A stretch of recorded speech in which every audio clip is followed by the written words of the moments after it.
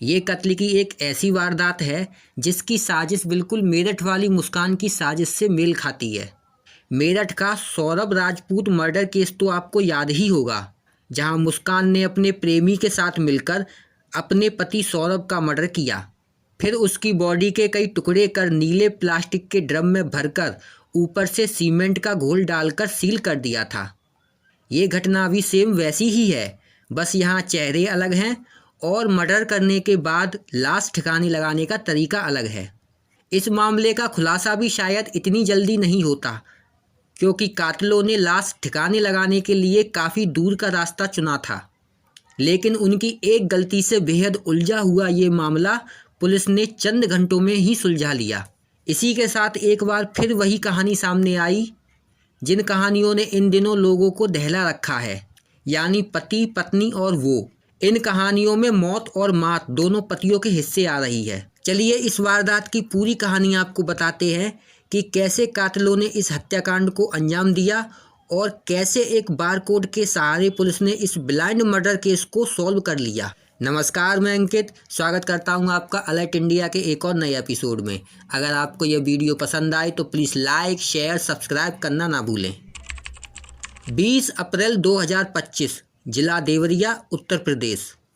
दरअसल देवरिया के एक गांव में गेहूं काटने के लिए एक किसान अपने खेत में पहुंचा।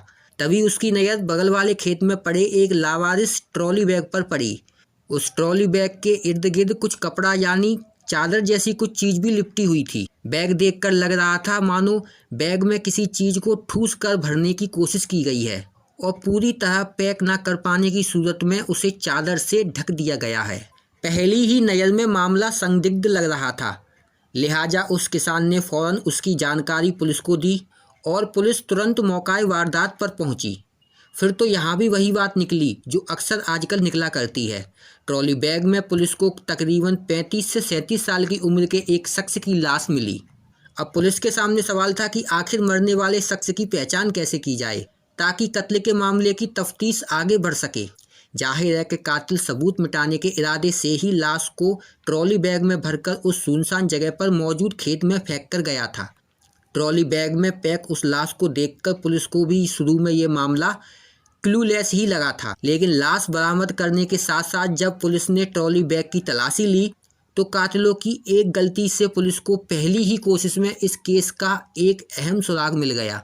पुलिस को ट्रॉली बैग में एयर ट्रैवल से जुड़ा एक बारकोड मिला जो हैदराबाद से वाराणसी की फ़्लाइट का था।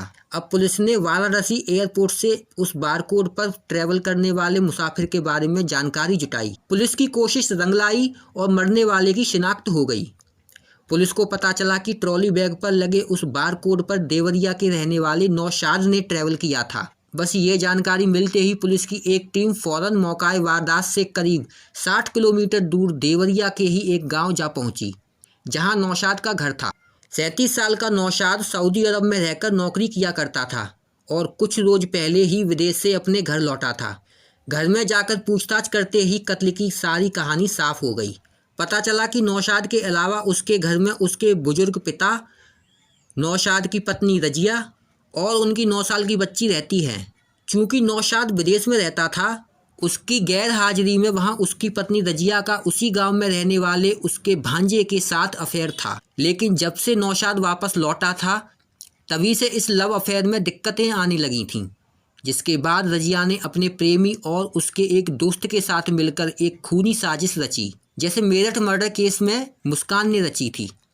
रजिया ने पहले नौशाद को धोखे से कोई नशीली चीज़ खिला दी और जब उसकी हालत बिगड़ गई तो फिर तीनों ने मिलकर तेजधार हथियार से उसका कत्ल कर दिया। अब इस वारदात को अंजाम देने के बाद बारी थी सबूत मिटाने की, जिसके चलते पहले हथियार फेंके गए, खून के धब्बे मिटाए गए और फिर नौशाद की लाश को उसके ट्रॉली बैग में पैक कर दिया गया। ये वही ट्रॉली बैग था जो चंद रोज पहले ही नौशाद सऊदी अरब से लेकर आया था। हत्या के बाद तीनों आरोपी नौशाद की लाश को गाड़ी से लेकर अपने गांव से करीब 60 किलोमीटर दूर पहुंचे और उसे वहां एक खेत में फेंक दिया। कातिलों को पूरा यकीन था कि लाश इतनी दूर ठिकाने लगाने के बाद पुलिस उन तक कभी नहीं पहुंच पाएगी, लेकिन ट्रॉली बैग में बारकोड लगा रह जाने की वजह से कत्ल के इस संगीन मामले का खुलासा हो गया।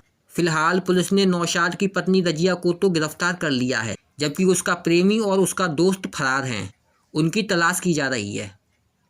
आप इस घटना के बारे में क्या कहेंगे, हमें कमेंट बॉक्स में एक कमेंट टाइप करके ज़रूर बताएं। मैं फिर मिलूँगा एक ऐसी सच्ची कहानी के साथ। तब तक सावधान रहें, सुरक्षित रहें। अलर्ट इंडिया, एक कदम सतर्कता की ओर।